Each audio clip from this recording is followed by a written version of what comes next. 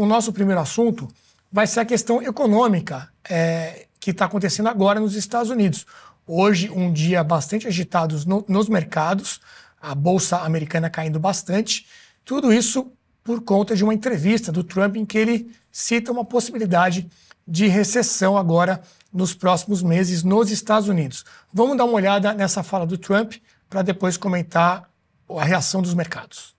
And I want to ask you about Ukraine and the blow up the other day with Zelensky. Let me stay on the economy for a moment because there are rising worries about a slowdown. You've got the Atlanta Federal Reserve saying we're going to have a contraction in the first quarter. Look, I know that you inherited a mess and you said that the other night. I've only been here, but are you expecting a recession this year? I hate to predict things like that. There is a period of transition because what we're doing is very big. We're bringing wealth back to America. That's a big thing. And there are always periods of, it takes a little time. It takes a little time. But I think it should be great for us. I mean, I think it should be great. It's going to be great ultimately for the farmer. You know, don't forget, Você vê que ele fala ali de um período de transição, né? Deixou no ar essa possibilidade, aí os mercados reagiram muito mal. Vamos colocar aí uma imagem de como é que estava o mercado acionário durante o dia. Tudo no vermelho ali, as porcentagens, as quedas das ações. Microsoft menos 3,35%, Google 4,66%. Todas essas gigantes da tecnologia, né, caindo em torno de 4%, 5%. E aí isso refletiu principalmente essa fala do Trump. Eu quero começar nesse assunto mais de economia. Eu quero que o Leandro Ruschel faça o primeiro comentário. Ele postou sobre isso ao longo do dia, para dar a opinião dele sobre esse período de transição que o Trump citou, né? É algo que já era esperado, o mercado reagiu da forma correta. Qual a sua análise, Leandro? Boa noite. Boa noite. Bom, primeiro a gente precisa ter uma percepção do cenário que já se desenvolve há muito tempo, né? O mercado americano em alta. Uma boa parte dessa alta se deveu, sim, a uma série de injeções de recursos na economia por parte do Estado. Não podemos esquecer que o Biden bateu recordes, né, de despesa governamental, e o próprio secretário do Tesouro, ainda na sexta-feira, disse que o mercado precisaria de uma detox por estar dependente aí de injeções de recursos públicos. Há um endividamento muito alto aqui nos Estados Unidos, há um descontrole das contas públicas, de uma certa forma parecida com o Brasil. A única diferença, né, é que os Estados Unidos é a maior economia do mundo e emite a reserva global, então isso acaba sendo mascarado de uma maneira mais fácil pelos governos. Mas o governo Trump parece que percebeu o problema e adotou isso como uma emergência nacional, né? Tanto é que a ordem executiva que criou o DOGE, lá do Elon Musk, né, o Departamento de Eficiência Governamental, fala justamente numa emergência nacional que envolve um descontrole das contas públicas. Então, nós temos dois componentes básicos. O primeiro se você vai cortar despesas do governo, se você vai cortar até mesmo funcionalismo, e o mercado surfou essa nos últimos anos, isso, por um lado, é recessivo. Claro que tem um aspecto da agenda do Trump que é pró-crescimento, que é a desregulamentação, a expansão da produção de energia, principalmente de petróleo, e o corte de impostos internos, né?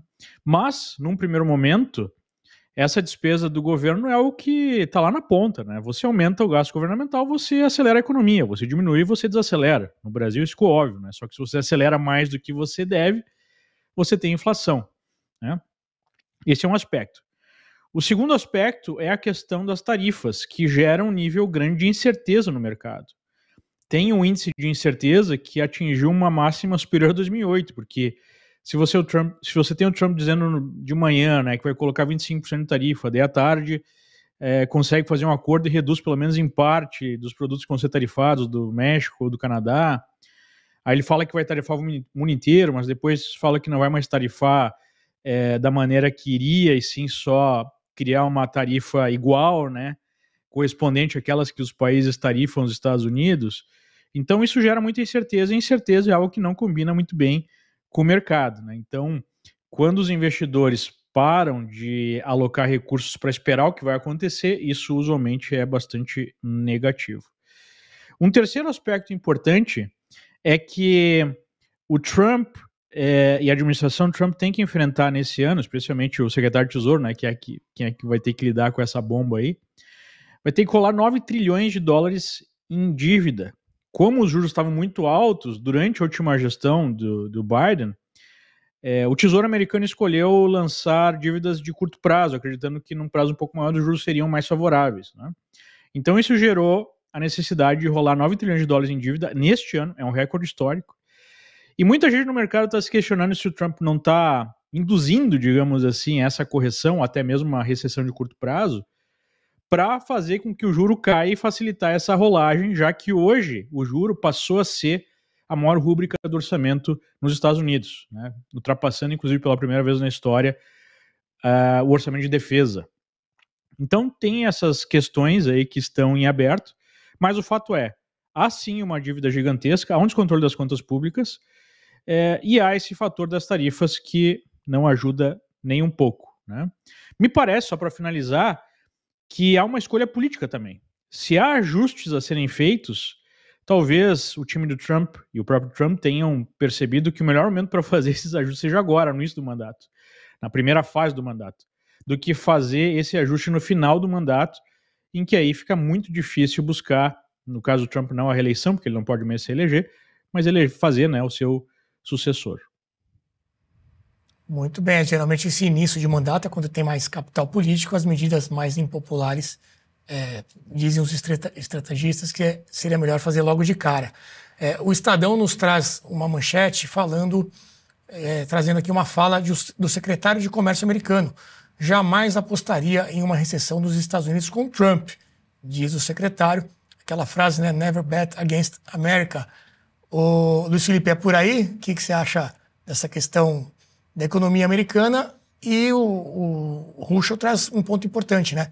Quanto mais gasto público, você traz o crescimento, o PIB brasileiro. A explicação desses números favoráveis que têm sido divulgados é esse, né? Você tem muito gasto público. Se o Estado está cortando isso, pelo menos no curto prazo, tem esse reflexo também, né? Sem dúvida.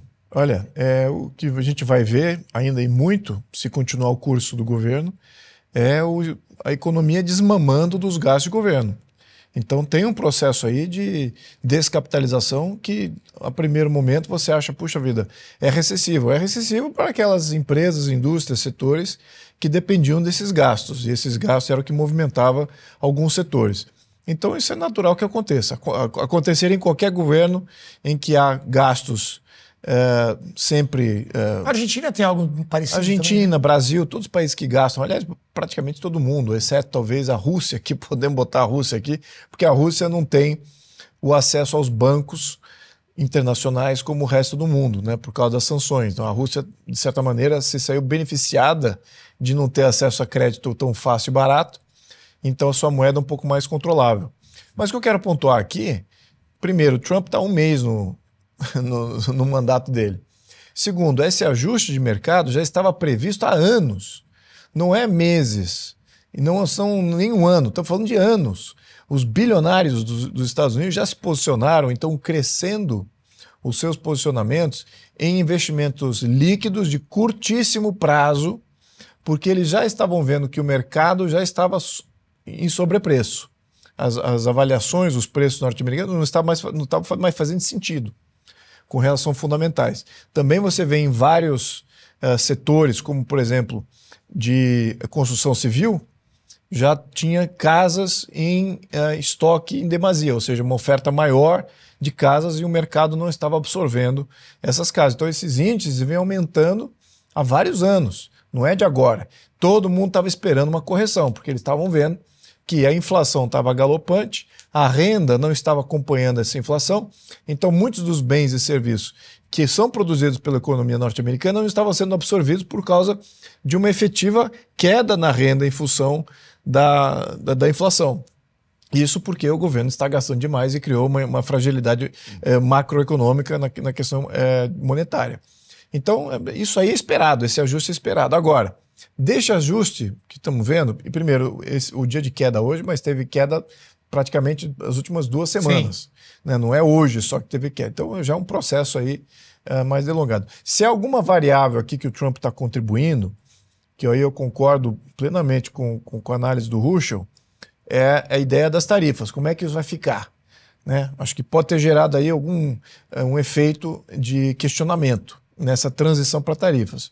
Mas ele já sinalizou que os ganhos nas tarifas vão ser contrabalanceados com reduções do imposto de renda, pessoa física e jurídica. Então, você tem ali um certo equilíbrio. Então, eu não julgo isso como sendo uma grande variável. Acho até positivo que ele faça essa substituição do imposto de renda por tarifa. Acho que gostaria de ver essa experiência dar certo. Acho que é um futuro importante, tá, até para o Brasil começar a olhar isso. Porque o Brasil era assim também. Durante o Brasil Império, era dependente de tarifas, não existia imposto de renda.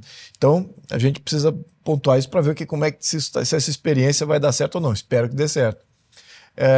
Agora, o que eu queria pontuar é o seguinte: para onde vai depois esse ajuste? Esse aqui é o ponto. Se houver aí uma recessão e houver uma correção de mercado de capitais, para onde vai o mercado? Essa que é se ele vai cair em termos de preço e você vai ter aí um mercado de bear, né, um longo período de bear, porque prevê-se aí um período de recessão aí mais longo, ou se a inflação é tão grande que o preço no mercado financeiro continua subindo porque o valor do dólar passa a ser valer menos a cada mês, a cada ano. Então os preços começam a subir, mais por reajuste do seu valor efetivo e se manter neutro. Já aconteceu isso no Brasil, já aconteceu em vários mercados onde viveu com hiperinflação. Os preços subiam, mesmo que não havia, de fato, um crescimento pela demanda, mas sim por uma correção monetária. Então a gente vê... essa aqui é a minha dúvida aqui, para onde vai? Eu estou monitorando isso aí, mas eu acho que, sim, vamos ter um período de ajuste. Eu acho que esse ano vai ser um período complicado para a economia nacional e a economia mundial. Você citou a questão das tarifas e hoje, enquanto a gente estava definindo a pauta, o Jean Turco até enviou um gráfico que mostra aí a comparação das tarifas dos Estados Unidos com outros países. Vou passar a bola então para o Jean Turco para a gente ter esse debate sobre os impactos das tarifas, né, dos Estados Unidos com o Canadá, o México, a China e, pelo jeito, também o Brasil em breve. Diga lá, Jean Turco, o seu gráfico já está aí na tela. Olá, boa noite a todos. Então, concordo com meus colegas, concordo que a questão das tarifas dividiria em 2 pontos.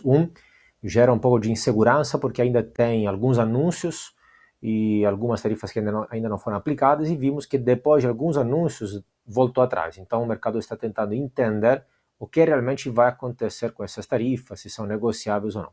E 2, que obviamente as tarifas vão gerar se caso sejam impostas de fato, as tarifas de importação, vão gerar uma inflação, um aumento dos preços nos Estados Unidos, que pode sim, claro, ser contrabalanceado por corte de gasto, por corte de impostos, corte de regulamentação, especialmente em âmbito ambiental, como Trump e toda a administração está falando, etc. De forma mais geral, eu diria o seguinte: vale lembrar que hoje em dia todos os países ocidentais e não só trabalham em déficit e dívida. Então, já nos anos precedentes, inclusive no governo Biden, mas inclusive no governo Trump, os Estados Unidos fizeram déficit crescente, 2024, se não erro, foi cerca de 2%, e acumulando gera dívida, a dívida pública. Então, os Estados Unidos hoje têm cerca de 123% de dívida pública em cima do PIB, ou seja, mais que o PIB. É a 12ª maior dívida pública do mundo. Se você tirar ali alguns países africanos, algumas ditaduras como Venezuela, etc., de países da Europa, países ocidentais, antes dos Estados Unidos, só tem Japão, Grécia e Itália. É verdade que os Estados Unidos podem se permitir o luxo de manter uma dívida pública maior. Por quê? Por uma série de razões. Porque são um dos países mais ricos do mundo, mais poderosos, também porque são a potência internacional, funcionam como reserva internacional, todo o comércio internacional se dá essencialmente em dólares, etc. Então, 123% para eles não é como 123% para outro país. Mas, de qualquer forma, é um custo, é um ônus que eles enfrentam. E essa administração, com Elon Musk, por exemplo, já declararam várias vezes querer atacar exatamente isso, entre outras coisas. Neste sentido, eu chamo a atenção sobre o que Neil Ferguson, grande historiador econômico, está falando recentemente. Ele fala da lei de Ferguson. Qual seria a lei de Ferguson? Seria a seguinte: uma grande potência, como os Estados Unidos, que gasta mais dinheiro com dívida pública, com juros em cima da dívida pública, do que com defesa, é destinada a não ser mais uma grande potência.